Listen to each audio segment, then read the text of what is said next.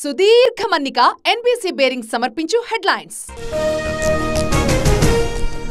ఆదిలాబాద్లో ఉద్రిక్తత. పత్తి విత్తనాల కోసం తరలి వచ్చిన రైతులు స్టాక్ లేదనడంతో పోలీసులతో వాగ్వాదం.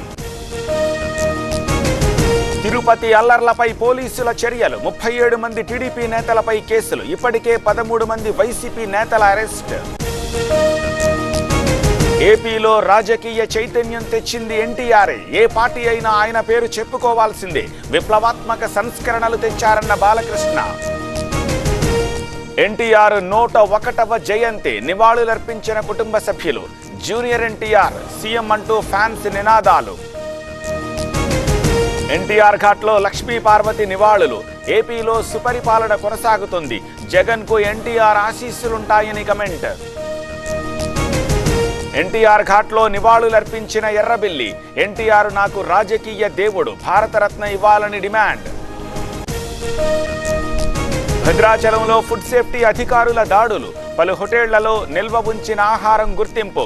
2 రెస్టారెంట్లకు 25,000 జరిమానా. సుదీర్ఘ మన్నిక ఎన్బీసీ బేరింగ్ సమర్పించు హెడ్లైన్స్.